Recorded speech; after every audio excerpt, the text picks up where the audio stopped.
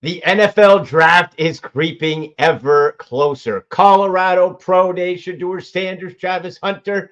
So many rumors. What are the Cleveland Browns going to do? The draft starts at 2 with the Browns. We're going to dive into all that with a special guest from NFL.com coming right up. Let's go. Turn up your volume.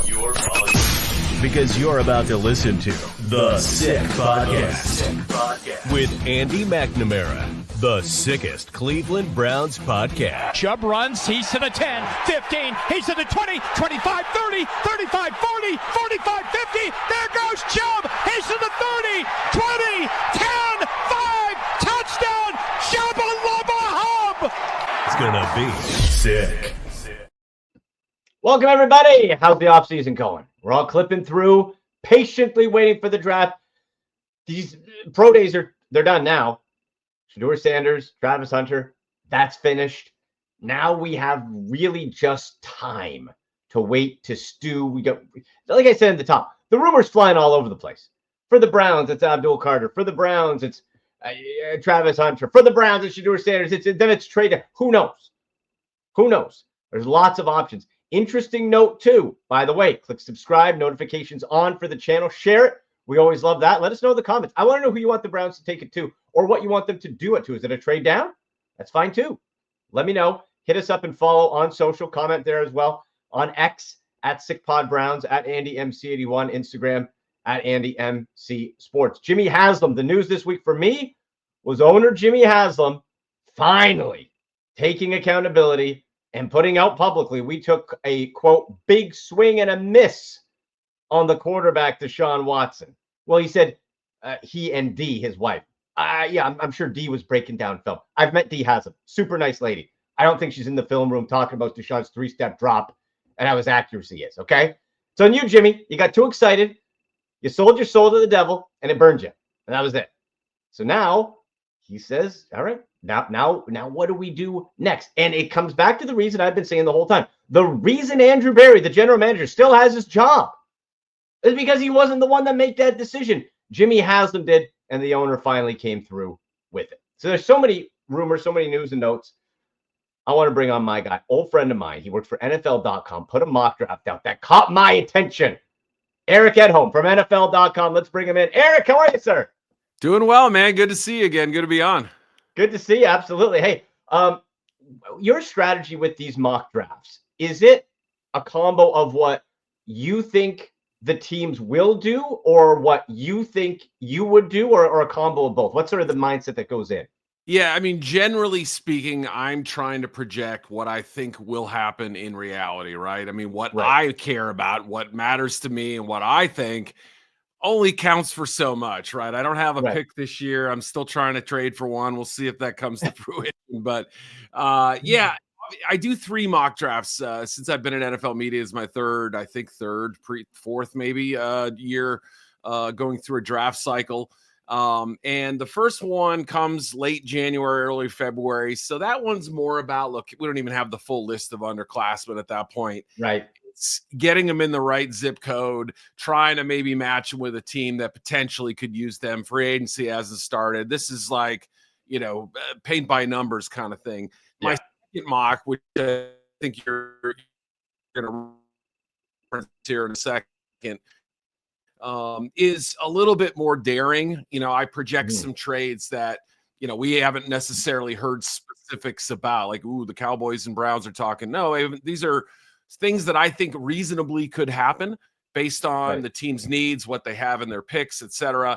But also having a little fun with it too, predicting maybe a slightly off target pick or two and seeing what happens.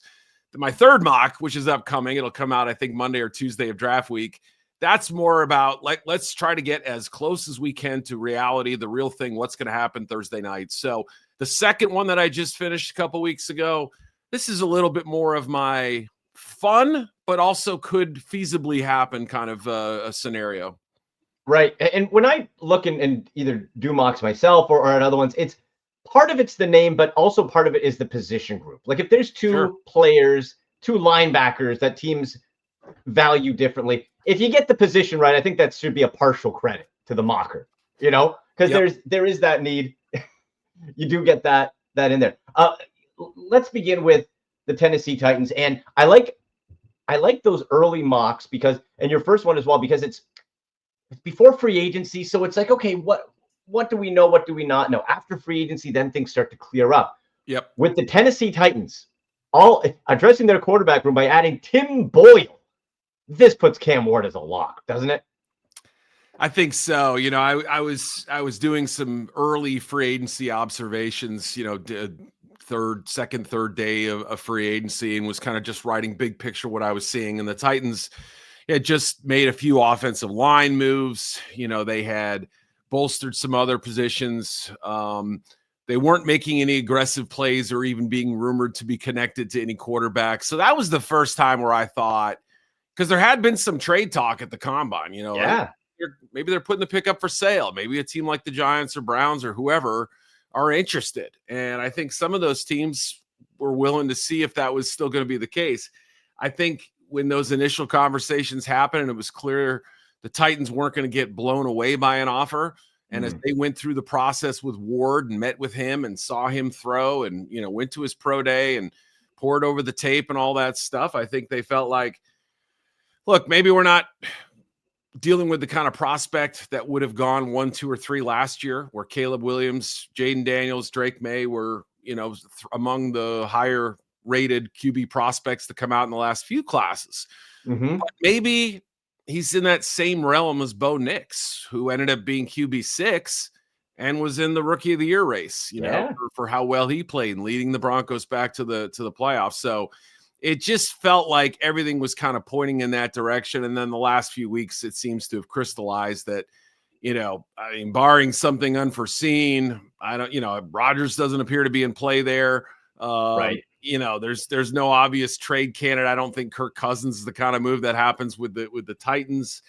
That, yeah, it's lining up that way again, barring something unforeseen at this point. Yeah. Which, as we know, could happen. Unforeseen can happen. Draft day is always unpredictable, and something could happen. But I'm totally with you. Well, that's the tip. That's why we have to wait till free agency. You see the tip. You're not going to go into a season with Will Levis and Tim Boyle. Come on, not going to happen, right? Probably not, right? Yep. I mean, that's unless you know, in a perfect world, you'd love to see what Levis could do. Just if he, you know, can he do something? But yeah, I mean, I find it hard to imagine that he's going to be realistically starting unless Cam Ward or somebody else is hurt. Right. And I still think Will Levis has some upside, but sure, you know, but we'll see. So that means if Cam Ward is locked in, Eric, the draft starts with Cleveland. And this pick has been thrown around, traded up, down, all around. Yep. It could go anywhere. Before we get to who you picked there, Shedeur Sanders is in most charts, and Jackson Dart's catching up, and in some cases might even be higher, but Shedeur Sanders is generally considered number 2. Had the pro day today, and you put out on your X account that Brian Baldinger of NFL Network as well put that Shedeur had a pretty good pro day, especially with those deep balls, right? Yeah, I was watching it and I wrote about it. And as we speak, my editors are working through that story right now. So that'll go up shortly if it's not already up by the time you guys hear this. But yeah, I mean, I thought Shedeur had answered some questions. I mean, again, how much can a pro day really change the narrative, especially one that happens April 4th? I don't know. But he certainly didn't hurt himself, I don't think. Early on, as he was kind of warming up, short throws, little angle routes, you know, flares out into the flat, things like that, quick slants, what have you. There's that little wobble to his passes where it's not quite as crisp and as clean as you see when Cam Ward throws the ball. I mean, he gets good spin on the ball, good RPM. You know, the pass looks a little cleaner with him, but with Hunter, you know, he was starting to warm up and it was just coming out a little clunky, and you could see some of that on tape, throwing off schedule, off balance, things like that. Not the prettiest passes, but around the 20th throw, and he threw about 68 or 9 passes on Friday. He really started to dial it up vertically between the numbers, those deep shots that some people have questions about. Is he going to be an effective deep ball thrower? You know, does Sanders have the arm to play in a place like New York or Cleveland, outdoors in the wind, etc.? And the balls look crisper, tighter, spirals cleaner. The footwork was nice. It felt to me like Sanders had heard the questions that had been posed by either media or by scouts and said, I'm gonna put on a show, and I'm gonna make sure they see that I can throw these passes. And so, again, especially the ones that were inside the numbers, I felt like those were some of his best balls of the day. Most on target. Not all of them were caught. There were a few drops, but still they were catchable balls. And just looked a lot prettier than some of the ones that were either kind of the short little layup throws or the outside the number throws. So kind of interesting. Is that something that he still needs to probably clean up in his game a little bit? Yeah, you'd love to have a perfect, on target spiral with every single throw, especially the ones that are pretty close to the line of scrimmage. But I think answering some of the questions about the deep placement and kind of the crispness of the throws was, kind of a nice way to go out in his pro day. Let me ask you this. If his last name was Smith or Jones, not Sanders, right, is he even being spoken about as the second overall pick? Yeah, I mean, there's no doubt that some of the appeal is that he's got Hall of Fame blood pumping through his veins, right? I mean, yeah, the hype factor, right? The Johnny Manziel thing, the hype, people like it. I mean, there's probably a factor that works for him, and then in some cases may work against him. But let's work through it. I mean, I think you raise a fair question. I've had scouts say similar things. If this guy was at Boise State and his last name was Johnson, would we be going crazy about him? Yeah, probably not, because the skill set, even though he's got Deion DNA, you're not looking at an elite athlete. You're not looking at somebody who's got this rocket arm or can, do Anthony Richardson type things at a pro day, right? So this is a different kind of athlete. I mean, he's good. And I've been saying all along, I think the offense he makes most sense with is a Kevin Stefanski rhythm passing game, right? On target, on schedule, clean feet in the pocket, get the ball out where it's supposed to be. Yes, you'll have to create at some point, but we're going to keep you on schedule here. I mean, that's the funny part, is that he wasn't necessarily blessed with Deion's foot speed or, some godly arm. He's really made it with, I think, his brains, his guts, obviously some toughness. There's no doubt. I mean, he took a lot of sacks, some of which were his own doing, but yeah, I mean, I think it wouldn't be shocking to hear that some teams are a little skittish of everything that comes with Shedeur, the whole Sanders clan, right? The attention that comes with it. Podcast. Yeah, there could be some conservative franchises out there who say he's not enough of a transcendent player for me to have to deal with that. And it's got to be the perfect setup and that sort of thing. If you're expecting him to be a year one savior, that's also tough too, even though, he's played a couple years of high level ball. I mean, who knows whether he's able to step in with less than ideal physical skills as a rookie and play at a cerebrally high level. I don't know. I mean, that's going to be a great test for him if he gets the shot. So, to answer your question, I don't know. I think it does work a little bit both ways, but I think it's fair to wonder. He was my 35th overall player in my top 100 rankings, my initial rankings. Now, he may move up a little or down a little, but basically I'm giving him a second round grade, and yet he could go in the first round because of the need at quarterback and perhaps because of that little Sanders factor as well. Right. We know people, they're thirsty for quarterbacks. They reach all the time, and you see risers. He also has the potential to be the biggest faller in that first round, expect to go 2. That's the other part as well. And we'll get to your the rest of your mock in a moment. But I'm just wondering, and to take you back, Eric, through the Brown sort of lineage, going back to Baker Mayfield. I got all the Baker stuff in the background here. I miss him. I love Baker. But Jimmy Haslam and the Browns thought that Baker Mayfield was not good enough to take them to the top level to compete with Josh Allen, Patrick Mahomes. That's probably true, but he did a very good job. They went to Deshaun Watson, hoping for good Deshaun. The owner just admitted, big swing and a miss. Total failure, worst deal trade in sports history. My question is doesn't Shedeur Sanders track closer to a Baker? And like you said, not a generational talent, not elite. Like, I just wonder if you're the Browns thinking, you went from that. Are you just going to always be searching for that next good thing, or are you settling back down? Like, I'd rather take a swing on a Jackson Dart type, maybe with a higher ceiling, but some unknowns. You make an interesting point, right? If you're going to, and let's say, just for argument's sake, Cleveland takes either Carter or Hunter at number 2, and then they're considering whether they want to, use their second pick or trade up from that spot to take either Dart or Sanders. In that scenario, if you're giving up future assets or current assets in this year's draft, I mean, like you said, there's that one part of you that thinks, boy, I need a sure thing. I missed pretty big on this Watson investment, which has set the franchise back and, made enemies around the league and all that stuff. I mean, it's been a disaster top to bottom, no doubt about it. So on the one hand, you ask yourself, do you want kind of the more sure thing? Because I think Shedeur has a fairly high floor. I would be shocked that if he just flops out of the league and is completely useless. And I mean, we've seen guys who've gone high who just can't play in this league, or they have off-field issues that plague them, or they have health considerations. I mean, the health, you never know, but he doesn't have an extensive history of that. And I would view him as more of a layup type of pick as opposed to a three-pointer. There's more of a payoff perhaps with a Dart pick. I don't think he's a perfect fit necessarily for a Stefanski system, but you don't really know, because coming from Lane Kiffin's offense, where there were a ton of open first looks, deep receivers, flooding the zone, so to speak, and take your pick. There's going to be a curve, I think, as far as learning how to read defenses, how to throw into tighter windows, how to get the ball out sooner, all that different stuff.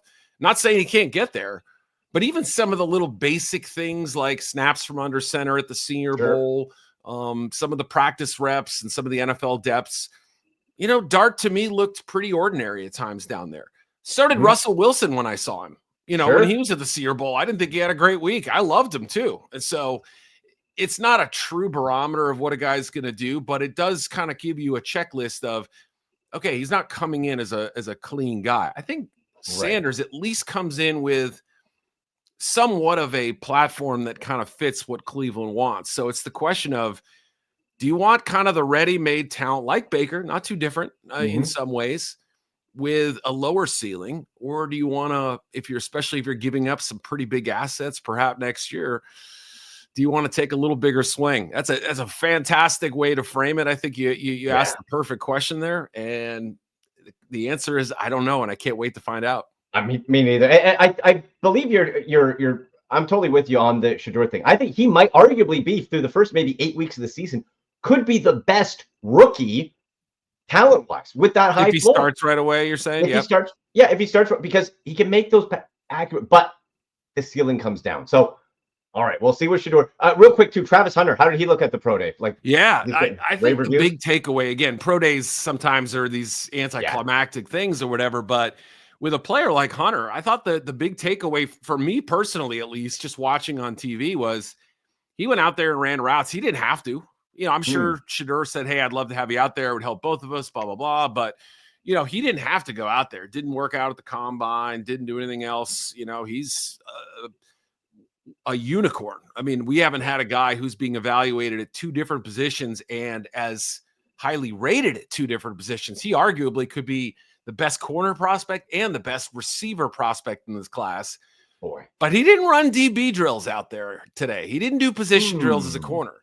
He ran routes, and he looked darn good doing it. He didn't make any spectacular catches, but even the balls that were behind his frame didn't lose momentum. Was he able to reach outside his frame, catch it easily? No gloves, by the way. He was snagging these things barehanded. It was almost like showing off, I mean, I thought that was pretty cool. And he looked natural catching the football.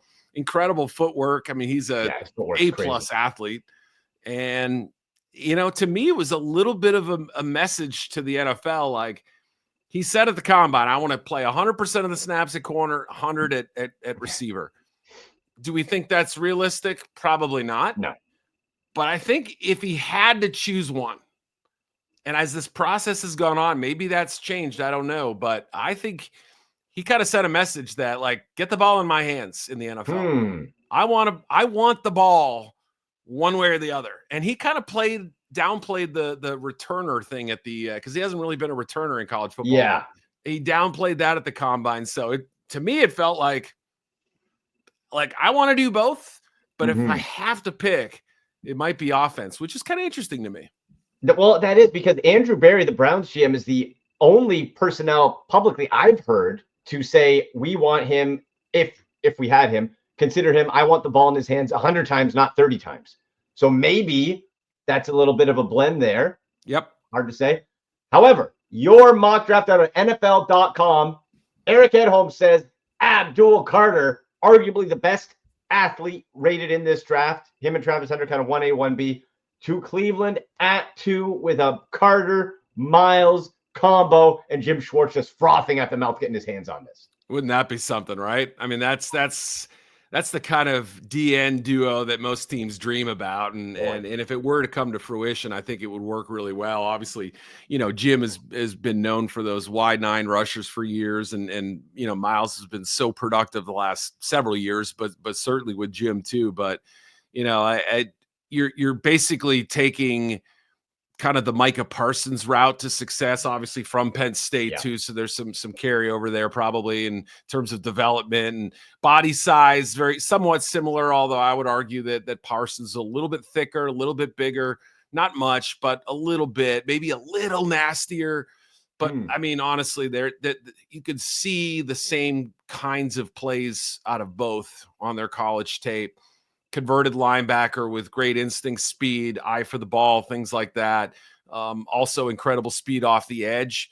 Some really nice technique and hand fighting abilities. I think there's still some work to be done, but kind of the closest thing I think we've had to kind of Von Miller in a minute. I mean, I'm sort of making some big comparisons here. I want to be careful not to say I think he's going to step in and be a future Hall of Famer from day one, but if he's healthy, if the medicals come back clear on him, he played through that injury, the shoulder injury late in the year and wasn't quite the same, but he still played with a lot of vim and vigor and had an impact on that game.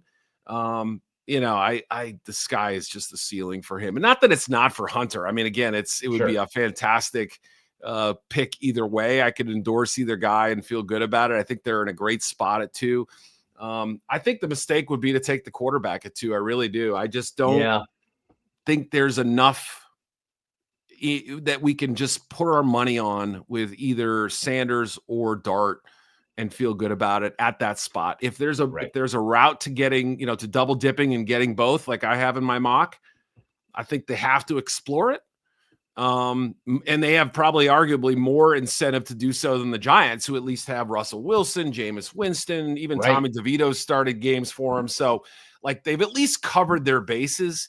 I don't think the Browns at this moment, you can say, have done the same thing at quarterback. So if there is a path to them getting Carter or Hunter first and then swinging back and getting the quarterback second, it would make up for a lot of those misplays by Jimmy and D. Boy. And one more for you here, Eric. Very generous with your time. Thank you. The Abdul Carter part, those injuries, that has to really be taken into consideration. That stress. I'm getting flashbacks like 2002 Courtney Brown pick for the Browns, who took the stud, injury prone, and it sort of blew him up a little bit. But the thing is, JOK is. We don't know if he's going to play this year for the Browns. So if you're Jim Schwartz and you use him as a chess piece, third down, you can put him on the edge. You can mix and match. That covers a lot of blemishes on that defense. So the more I think about you having the Browns take him at 2, if he's healthy, that might be that because their linebacker core is weak as well. Right. Yeah, so there's no doubt that the injury factor, or at least for me anyway, is probably the biggest or maybe even the only thing kind of really holding me back on him. So it's a little bit hard to say without the Indy rechecks. I think it's next weekend, if I'm not mistaken, the medical rechecks for the combine. Whether he's going to go, whether he's going to check out for that. Every NFL team may have a different view on his health, just as they would any other prospect. But yeah, I mean, if he's, and I'm not as worried about I'm just thinking long term. If he somehow misses part of training camp or whatever, okay, fine. You live with those things. I don't think the question is this going to be a chronic issue, or is he going to have recurrence of this issue? And if they can answer pretty safely or comfortably that he won't, I think there's a good chance he's going to be the pick. I would probably handicap it at 45% Carter, 40% Hunter, and then 15% quarterback at this point. I have a feeling they're going to go with one of those two guys. Or it could be a trade down. Who knows? It could, well, right? Boy. And those are the two guys that I think are this is my personal opinion, the only two guys that are worth trading up for in the top 10 this year. I suppose if you're a Super Bowl team and you're like a tight end or a running back short of being an elite among the elites, you could talk yourself into moving up for Tyler Warren or Sure. Ashton Ginty. But I don't know that there's another player in the top 10 that I would personally trade up for, unless it was like a couple of spots, leapfrogging a division rival, something like that. I'm talking about making a major investment to move up on. Yeah, we could maybe see actually more moves, people moving it from the third round into the second round because of how much depth there is. Last one for you here. You have in the mock Shedeur Sanders, Browns trading up to 15 to get him in a move to come back and get him. Outside of Shedeur, and we talked about Jackson Dart, any quarterback a little bit later or something that catches your eye that you like. For me, it's Will Howard out of Ohio State. I think this guy, Eric, is an absolute stud. He's overcome leadership out the wazoo, and he has Josh Allen tendencies with his physicality. He's not a finished product. Neither was Josh Allen. If you can get that guy in the third round with good coaching, we know the landing spot's so important. Boy, I think Will Howard's a home run, and I don't know why more teams aren't talking about it, but I want to know, who's your guy? Yeah, so quickly on Howard, the thing, it was, obviously a lot of momentum with the national championship run, and he didn't work out at the Senior Bowl. It was a long season. Nobody blamed him for that. It would have been a tough turnaround for him there, but he goes to the combine and has this just wild throwing session. I mean, overthrowing guys by significant amounts, to the point where usually you walk out of those quarterback throwing sessions, I'll see a scout or two I know and say, what'd you think? Anybody look good? And there's really a lot of, it was okay, but two different guys pointed out that Howard, what was going on with him? So I'm with you. Everything up to this point, I thought, if there's a developmental guy I'm taking a chance on, it's him over Riley Leonard, maybe even over Jalen Milroe to a degree. That there's something there to work with, but after that session was almost like, geez, we got to revisit some things here. But that's just one piece of the equation. I'll tell you the one that would be interesting for a team like Cleveland. Like if the Sanders thing didn't work out, or they weren't willing to pay a trade up price, or something like that, and they could somehow get Tyler Shuck in the third round, I'd be all for it. Now, it's sort of back to that upside age question thing. I mean, he's 26. The guy was Justin Herbert's backup at one point at Oregon, so he's taken the long road here. He's had injuries too. That's right. Injuries and age are really the biggest reason why he's not above Sanders in some regards, because he had a really nice year. I thought from Tuesday to Saturday, soup to nuts, I thought he was probably one of the best quarterbacks in Mobile this year. Kind of looks the part, professional, more athleticism than you might give him credit for with such a big frame. Occasional goofy red zone throws here and there, but stuff that I think you can clean up. And I know you guys have drafted some older quarterbacks that didn't work out before, but Brandon Weeden, 30 years old right there. Was he 30? By the time the season started, Eric, he was 30 freaking years old, and the first game he got caught under the American flag, and that's how it started. It didn't get better from there. That was an omen, wasn't it? That we should have done right then and there, right? But Shuck is somebody who I think could maybe slip through the cracks a little bit. Somebody's in love with Dart or Quinn Ewers or Milroe or Kyle McCord or one of these guys, but Shuck is kind of grown on me throughout the process.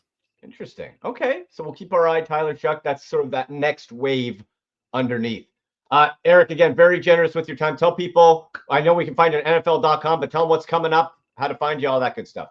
Yeah, I am working. I just turned in a piece, the 9 teams that absolutely need to nail the draft. I'll give you one guess as to one of the teams that's on it. It may be the one we just spent a half hour talking about. And Tell me the yeah, I Browns. mean, it's a piece that I enjoy writing because it really kind of puts in the crosshairs like these teams have to do well. And one of the ones was the Commanders last year. So, they obviously did that in spades, but yeah, I've got my top 100 list next week as well, mock 2 version of that, and I've got some corrections to make from the first one. So that and the final mock draft and a couple other things along the way, and we'll be ready for draft day. Oh boy, cannot wait. Eric, thank you so much. Always a pleasure. Thank you.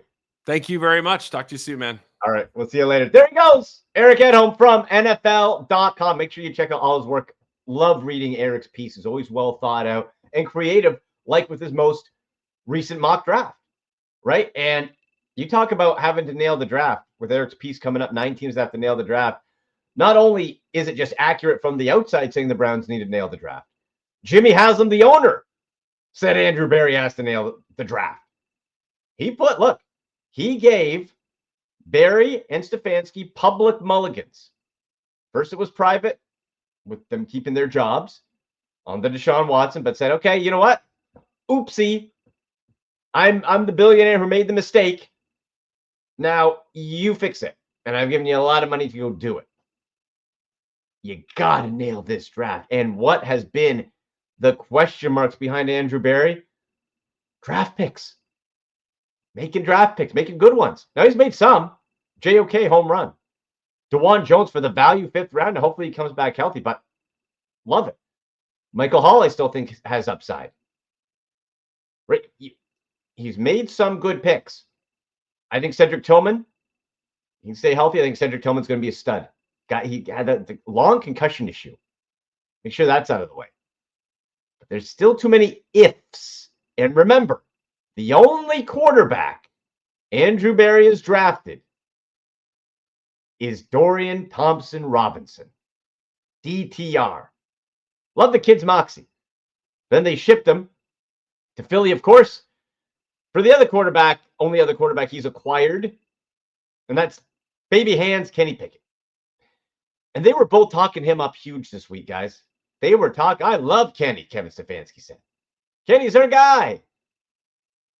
I'm glad I wasn't live. If I was sipping coffee, I would have spit it on the screen or fallen out of a chair. Kenny Pickett's your guy. The Steelers kicked him to the curb. There's the highlight we played when we signed him where he held on to the ball and fell down. Good Lord. Now, is Kenny Pickett better than DTR? Yeah. DTR threw 1 touchdown. That's more damning on Andrew Berry than how good Kenny Pickett is. And I still hold out hope. Remember that interview with Andrew Siciliano that Myles Garrett did. And he's like, you know what they're going to do at quarterback? And Myles had a little grin. Yep. I'm I wouldn't be here if it wasn't. Well, unless he was hoodwinked by saying we're bringing you a Super Bowl winning quarterback and then sprung Kenny Pickett on him, I would have to hope that Myles Garrett was given a better plan than Kenny Pickett and a rookie. Please. Because if that's the quarterback situation, then we know he was full of BS. And that no way was that the actual plan he was told. Who the heck signing off on Kenny freaking Pickett? My God. Is that guy going to start day 1? Is he going to start day 1? Am I going to have to watch week 1 with Kenny Pickett? Give me Shedeur all day if that's the case. I'll take Shedeur. I'll take anybody but Jalen Milroe over Kenny Pickett starting day 1. And if they sign like a bum like Carson Wentz. I guess. Like the thing is like, oh, wouldn't you have Kenny Pickett over Carson Wentz? I guess. But it's like, do you want to be kicked in between the legs or punched in the eye? I guess maybe the eye, but I won't like either. Right? Like, come on. It drives me nuts. Just no Jalen Milroe. Remember the phrase of the show we got on social. Hashtag it. Say no for Milroe. Say no for Milroe. If you come out of this with Kenny Pickett and Jalen Milroe, I'll see you in 2026. There's no point in watching the games. What are you going to do? You're going to have a guy whose weakness as a quarterback is throwing the football. That's what drives me crazy. It's like saying a 100-meter sprinter. Well, he's a great sprinter, but he's not very fast. What? Oh, he's a great quarterback, but he can't throw that well. And he had a good pro day. Scripted against air. I don't know what they're doing at quarterback. I wouldn't hate the Shedeur pick, but the point I brought up to Eric, and then we'll finish off the show, is Jimmy Haslam made that move for Deshaun Watson because he felt Baker Mayfield wasn't good enough to take them to the next level, to compete with Mahomes and Josh Allen. Baker was good enough. I still think if you would have taken those draft picks you lost for Watson, didn't screw him by making him play through that injury, you put those draft picks around Baker, I think this Browns team's at least a division winner. I damn sure believe that. But that's not the case. So if you're the Browns, am I looking at this and saying, okay, I'm going back to high floor, low ceiling guy when that didn't prove good enough? And am I going to go through 3 years of Shedeur Sanders with who knows how that goes? Of maybe playing well, but not well enough, and then going through something else? Or do I want to take a shot on a Jackson Dart? Do I bring back Joe Flacco? I would. Flacco, Pickett, maybe it's Dart you trade back in. Right? Jackson Dart, I would be floored if he fell into the second round. I don't know how Pittsburgh lets it get by. The Saint, people are going to reach. If he fell to 33, you take him, you're laughing. But otherwise, the only other quarterback I would take with any sense of developing and sitting and waiting and thinking he could be a star is Will Howard in this draft. Not Jalen Milroe. Stop. Riley Leonard is Taysom Hill 2.0. Kyle McCord fears the bright lights. Couldn't win big in Ohio State. Went to Syracuse. Put up a lot of yards. Big deal. Mentally weak. Kyle McCord. Not interested. The answer is Will Howard if it's not Cam Ward, Shedeur Sanders, or Jackson Dart. And personally, I would rather Jackson Dart because I think the upside's higher over those two. But if you're going to go to a third round, you go Will Howard, man. We're going to see. We are going to see. And there's going to be so many more rumors. But boy, I'm from talking with Eric, I wouldn't be giving up that much capital to lose Shedeur by moving back into the first round for him. Is there a trade down option? Now we say easy. Oh, trade down. Is there anybody who's going to want to trade down? Remember, the Raiders were a landing spot. They just gave Geno Smith a $75 million extension for 2 years. They going to take Shedeur at 6? Or are they going to take Ashton Jeanty, like in Eric's mock? Or Mason Graham? Right? The Jets, they have Justin Fields. That's not a sure thing. Well, at 7, he has Mason Graham going there. Did the Jets maybe take him? New York City. Panthers, what? The Saints. He fits a real good old school Sean Payton Saints team. Now, Sean Payton's gone, of course, but that seems like a fit. I just wonder, how high would you have to go, and is it worth it? That's the question we don't know. But Sanders has the biggest risk of free falling. Because if he doesn't go to Cleveland and the Giants, Wilson, it doesn't mean they can't still get him. But Wilson and Winston, okay, if he doesn't go there, Patriots aren't taking him, Jags aren't taking him, Raiders just up. They could, but you're going to bench Shedeur Sanders for a year? Maybe they do. Tom Brady's his mentor? Maybe they do. But if he doesn't go to the Raiders, and the Jets don't want him, Jets another spot, if they don't get him, Panthers aren't taking him. Saints is the last spot before a total out of the top 10 free fall. Because after that, who the heck's grabbing him? San Francisco, no. Colts, no. Arizona, Bengals, next stop might be Pittsburgh, 21. Depending on what happens with them. They have Mason Rudolph. Chargers aren't, Eagles aren't, Texans aren't, Chiefs aren't, Ravens aren't, Lions aren't, Commanders aren't. Bills aren't. Rams? Vikings? No. There is a lot of information to think about here. Shedeur could be the free fall. Again, I think Jackson Dart gets taken. If not, I could see him top 10 as somewhat, or maybe a trade up into the teens. I'd be very surprised if he's still at the board at 21 if the Steelers let him go. And I'd be nervous about that because I think Jackson Dart has a lot of upside. But boy, if he's there, I like him too, man. But let me know who you think. What do you think of the Sanders-Hunter combo or Abdul Carter? Who do you want the Browns to take it to? You want to trade down? Give me some answers, people. Let me know. What quarterback out of the top wave of Ward, Sanders, Dart do you want? You with me on Will Howard? Come on. Little Buckeye love. Let's go. Let me know. Leave a comment. Make sure you're subscribing. Notifications on. This is the time to do it, folks. Make sure to check out my X account, Twitter, at AndyMC81. We have professional fantasy football player. The link to get your shirt. Get this shirt. Also, fantasy champion shirts and some fun Browns and Ohio State gear as well. Make sure you're checking that out. Follow us on X at AndyMC81, at SickPodBrowns, Instagram at AndyMCSports. Let's go.